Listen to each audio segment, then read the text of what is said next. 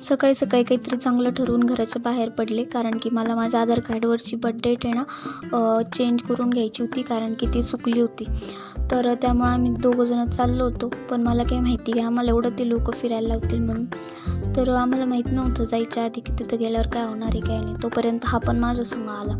पण मला माहिती नव्हतं की पुढे जाऊन हा दुसरीकडेच निघून जाणार आहे त्याच्या मित्रासंग. आय डोंट केअर, बट मला काही फरक नाही पडत.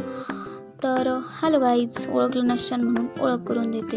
इट्स मी प्रज्ञा, आणि असाच माझा व्लॉग पुढं कंटिन्यू बघत राहा एंडपर्यंत.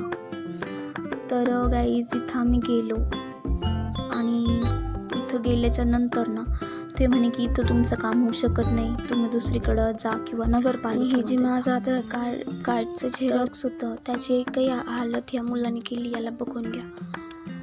तर त्याचे असं चोळामोळा करून ते लोकांना मला दाखवू पण नव्हतं वाटत, आणि एवढं घाणेरडं कसं वाटतं बरं, ते मला काही बरोबर नव्हतं वाटत. तरी पण मी म्हटलं जाऊ द्या, आता काय करणार आहे, कोणाचा आपलाच भाऊ आहे ना, मग आपल्याला समजून घ्यायला लागेल. आणि मग त्यानंतरून आहे ना मला खूप बोर होत होतं. असं झालं की कधी घरी जाते आणि कधी नाही, कारण की मला उपवास होता आणि भूक पण खूप लागली होती. त्यामुळे काहीच कळत नव्हतं. आणि मी तिथं गेले, एकटीच गेले होते, आणि ते बोलले की नाही थोडे दिवस थांबा, मग तुमचं काम होऊन जाईल. बट मला नाही वाटत की होईल म्हणून, का नाही. आणि मग मी चालले होते घरी, पण अजून एक ठिकाणी जाऊन बघावं म्हटलं, झालं तर झालं.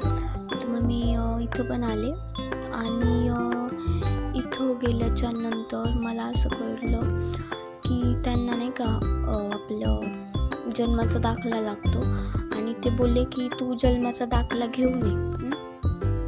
तर मग मी ते सगळं मागं सोडून पेटपूजा करायला आले, आणि उपवासाची खिचडी, वेपर्स आणि मस्तपैकी माझा पिले.